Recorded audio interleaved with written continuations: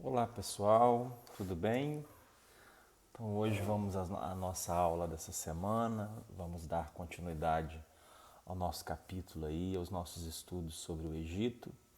E hoje nós vamos continuar a partir da página 7 do nosso material, tá? Mais uma vez eu disponibilizei material digital para vocês, que vocês já têm acesso pela plataforma lá no post, né? E nós vamos hoje falar sobre a evolução política do Egito, né? Sobre a unificação do Egito, quando o Egito se torna um império. E vamos falar também sobre a sociedade egípcia, tá? O professor está indo bem devagar com a matéria, com o conteúdo, para não apressar vocês e para dar tempo da gente ir aprendendo devagar, né? Vamos lá. Então, gente, na aula passada, nós falamos que a primeira forma de organização social que surgiu lá na história do Egito Antigo foram os nomos, que eram as cidades-estados que se organizavam às margens dos rios. Existiam várias cidades-estados, vários nomos, e cada nomo tinha o seu nomarca, o seu governante. Essas cidades elas eram independentes umas das outras, né? É isso que caracteriza uma cidade-estado, a independência. Cada uma tem a autonomia de gerir os seus assuntos do seu governo sem dar obediência a nenhum superior. É como se fosse um micropaís, por isso se chama cidade-estado, né? E a partir do ano 3500 a.C., como está aí na página, na nossa página 7, a partir do ano 3000 a.C., os nomos localizados ao norte do rio Nilo formaram o reino do Baixo Egito. Eles se unificaram, né? E os nomos, as cidades do sul do Egito, formaram o Alto Egito. Então, assim, fica-se um pouco meio confuso, né? Porque o sul é o Alto Egito e o norte é o Baixo Egito. Por que essa nomenclatura? Porque, como eu disse na aula passada, a região central da África ela é uma região mais montanhosa, mais alta em relação ao nível do mar. Por isso que o rio Nilo ele nasce no centro da África, na região central, e ele vai subindo, né, em direção ao norte e deságua lá no mar Mediterrâneo, tá? Aí, a partir do ano 3200, esses reinos, né, foram unificados pelo faraó Menés. Então, o faraó Menés ele foi o primeiro grande faraó do Egito. Ele unificou o Alto com o Baixo Egito, esses dois reinos, formando um grande império, né? Então, o faraó, ele era o chefe supremo da sociedade egípcia, né, do povo egípcio. Ele era visto como um filho dos deuses, como um semideus vivo na terra, né?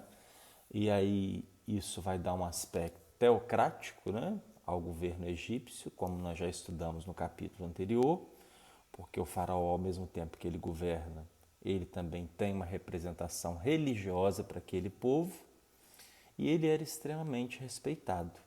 Ele era o dono de todas as terras e praticamente o dono de todas as pessoas. Todos deviam a ele obediência. Bom, a partir de então, né, dessa unificação que aconteceu no ano 3200, nasceu o Império Egípcio, tá bem? Que durou séculos, né? Com alguns períodos de ruptura e que foi conquistado pelos persas, né? Povos que a gente vai estudar futuramente aí. Aí nós temos um quadro na página 7 que vai falar sobre a divisão, a evolução política do Egito Antigo, que está dividida a história do Egito em três partes: Antigo Império, Médio Império, Novo Império. E tem as datas lá. Aí, professor, precisa decorar essas datas? Não, você só precisa saber que a história política do Egito ela está dividida aí nesses três momentos: Antigo, Médio e Novo Império, começando em 3200 a.C. e terminando no ano 715 a.C. nascer, né?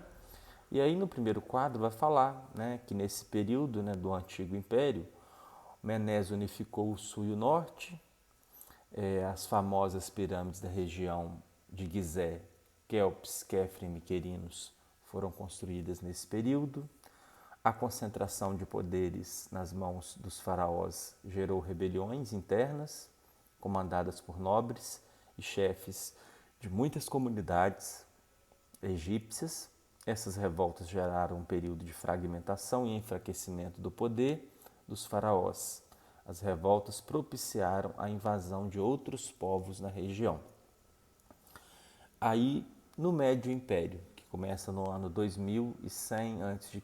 a 1580 a.C., houve a restauração do poder dos faraós. Os faraós voltaram a ter poder e respeito dentro da sociedade. A ampliação do território aconteceu aí também nesse momento pelos egípcios, o início do comércio com outros povos e a transferência da capital para a cidade de Tebas. Nessa época chegaram à região os povos hebreus. Apesar das mudanças citadas, agitações internas causaram enfraquecimento do império, facilitando o domínio do Egito pelos povos Ixos, né, que foi no momento que os hebreus, que são os ancestrais dos judeus, chegaram no Egito, né, que inclusive está escrito lá na Bíblia, no livro do Êxodo, né, quando os hebreus chegaram no Egito, que eles estavam fugindo de uma seca lá da Palestina, os Ixos é que governavam o Egito, né, e os Ixos permitiram que os hebreus ficassem lá no Egito amigavelmente, né? Os Ixos eram povos guerreiros, né? Continuando ali, que já usavam o ferro, a cavalaria nas batalhas, tornando-os militarmente superiores aos demais povos da época, né? Aí passando para o Novo Império, os egípcios conseguiram expulsar os Ixos, e após a expulsão desses povos, os faraós retomaram o poder e escravizaram os hebreus. Nós vamos falar disso aí depois, futuramente, quando a gente falar do povo hebreu, né? Esse foi um período de intenso comércio externo, de expansão militar, e foi provavelmente o período mais rico, né? Foi o auge da história do povo egípcio, né? Nesse período foram construídos os templos de Luxor, Karnak. Por volta de 1085 a 525 a.C. ocorreu o período de decadência econômica, distúrbios internos, invasões estrangeiras. O Egito perdeu grande parte de suas terras, né, de suas possessões externas, e começou a vivenciar constantes rebeliões de camponeses devido à exploração a que eram submetidos. A partir de 671, os egípcios passaram por uma série de conquistas, foram dominados pelos persas, depois pelos gregos e finalmente pelos romanos, perdendo definitivamente a sua independência. Então, depois dá uma olhada aí nesse quadro, ele traz algumas informações sobre alguns acontecimentos que marcaram cada período, né? Só a título de vocês saberem mesmo. Agora, falando da sociedade egípcia, gente, primeira coisa, a gente tem que estabelecer que ela era uma sociedade estamental e rigidamente hierarquizada. Traduz isso para a gente, professor. O que é uma sociedade estamental e rigidamente hierarquizada? Uma sociedade estamental é uma sociedade que ela está dividida em estamentos, em camadas, classes, tá? E rigidamente hierarquizada é que a sociedade, a hierarquia dela é muito bem dividida, né? Geralmente as pessoas não mudam de classe, né? A classe é definida pelo nascimento, né? Por exemplo, até as profissões lá no Egito Antigo eram passadas de pai para filho. E só uma curiosidade, né? Daqui a pouco nós vamos ver nas futuras aulas que os egípcios foram um dos primeiros povos a crer na existência de uma vida após a morte, né? Na existência da alma, né? Então isso é muito importante, é uma herança também cultural dos egípcios. E para vocês terem noção, por exemplo, quando um pedreiro morria, ou um artesão, ou um outro profissional, né, um outro trabalhador, as ferramentas, os utensílios desse trabalhador, se fosse um escriba, vamos supor lá, o instrumento que ele utilizava para escrever no papiro, esses instrumentos eram enterrados junto com ele, junto com o corpo mumificado, porque eles acreditavam que até na outra vida a pessoa ia continuar exercendo a mesma função. Para vocês terem noção de quanto essa sociedade ela era rígida quanto à posição social, né? Não havia mobilidade social por possibilidade de mudar de classe, né? Então, é uma sociedade bem distinta, né, da que conhecemos atualmente em nossa sociedade, né, porque a gente pode mudar a nossa condição social. Era hierarquizada e estratificada, dividida em grupos determinados com funções específicas, né? Ainda na página 7, tá, gente? O Antigo Egito era caracterizado como um estado teocrático, né? O poder religioso e o político fazia o fechamento ali, ou ficava misturado, né? O faraó era o líder máximo da sociedade egípcia, não ocupava apenas um cargo político administrativo, mas também uma função religiosa, né? Ele era filho dos deuses, né? Considerado um enviado para chefiar a sociedade pelos deuses. O poder dele era absoluto e ele controlava todas as terras e todos os setores da sociedade. Além disso, o poder dele era hereditário, passava de pai para filho. Abaixo do faraó vinham quem? Os sacerdotes e os nobres, né? Os sacerdotes eram líderes religiosos que tinham grande influência sobre a sociedade, pois tudo o que acontecia no dia a dia acreditava-se que era influência dos deuses, né? Então, se acontecia uma coisa, uma praga na plantação, uma seca, uma doença, uma tempestade, tudo era obra dos deuses, né? Porque eles eram politeístas, nós vamos falar futuramente. E como os sacerdotes exerciam esse poder religioso, eram eles que eram as pessoas que tinham o poder e a capacidade de conseguir conversar com os deuses e de interpretar os fenômenos que aconteciam no dia a dia, né?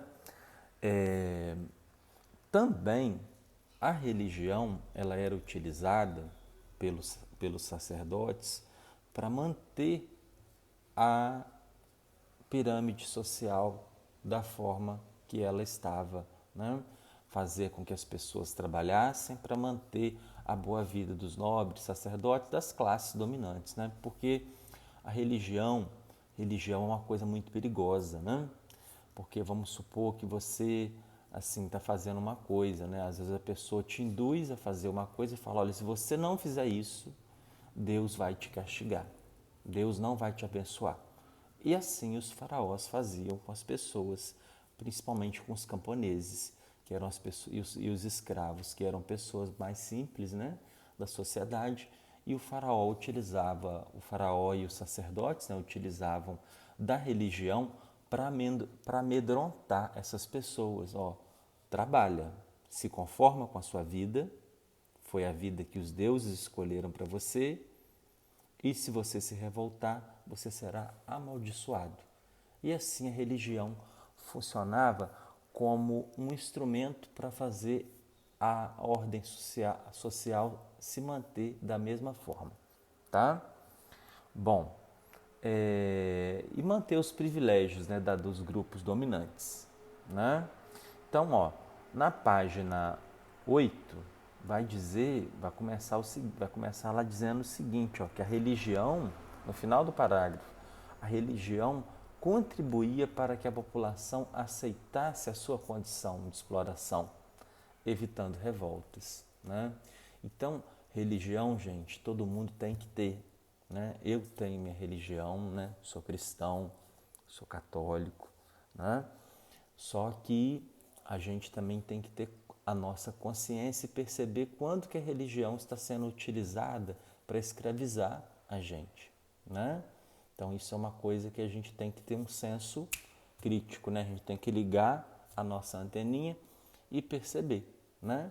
Até que ponto a religião não é utilizada para escravizar, para dizer o que você deve pensar, né? Então, no Egito Antigo, a religião era utilizada dessa forma, né? Bom, ao lado dos sacerdotes estavam os nobres, ocupavam cargos administrativos importantes no reino egípcio. É importante a gente lembrar que essa nobreza faz parte de uma burocracia estatal, né? Eram as pessoas encarregadas de administrar os serviços públicos, de recolher os impostos, para que o Egito funcionasse, né? Então eles eram o braço do faraó, para que o faraó conseguisse administrar aquelas terras e arrecadar esses impostos, né? Abaixo dos nobres estavam os escribas, que eram as pessoas que controlavam a difícil escrita, né? A habilidade de escrever, né? Eles registravam as leis, os textos, pelos registros numéricos e pela criação de arquivos, né? Então eles cuidavam aí de todo esse registro, né? Da escrita egípcia à escrita hieróglifa, que é como se chama a escrita egípcia, né? Durante esse período, o domínio da escrita e da leitura era restrito apenas a essa classe, então era uma classe privilegiada, né? Bom, os grupos ao lado dos escribas eram aqueles responsáveis pela maior parte do trabalho da sociedade egípcia. Eram ele que efetivamente sustentavam toda a população. Esses grupos eram os artesãos, que estavam do lado lá abaixo, né, dos escribas, né? Artesãos que trabalhavam na confecção de diversos produtos, como vasos, cestos, pequenos comerciantes também. Na base da sociedade, os grupos que trabalhavam para sustentar, né, todas aquelas outras classes, né? A classe mais importante estavam quem? Os camponeses, que eram chamados de felás, e os servos, que eram livres, porém não possuíam privilégios. Eles eram servos do Estado, né? E deveriam trabalhar na agricultura, na construção de obras como palácios, templos e pirâmides, e o ritmo de vida dessas pessoas era ditado, como nós falamos, pelo ritmo das águas do rio Nilo, né? Durante as cheias eles trabalhavam nas obras e durante a vazante eles trabalhavam na agricultura. E abaixo, para terminar, né, lá embaixo mesmo, tinham os escravos, que possuíam diversas funções no trabalho como agricultura e obras. Eram normalmente o quê? Prisioneiros de guerra, tá? E poderiam ser vendidos ou trocados por produtos, porque como eles eram escravos, eles eram posse, né? Muito bem, gente. Então hoje vamos ficar por aqui, né? E na semana que vem a gente continua o nosso conteúdo. Faça um bom estudo. O professor está com saudade de vocês e se cuidem, tá bem? Olhem as atividades que vão ficar da próxima página para a semana que vem, tá bem? Até já!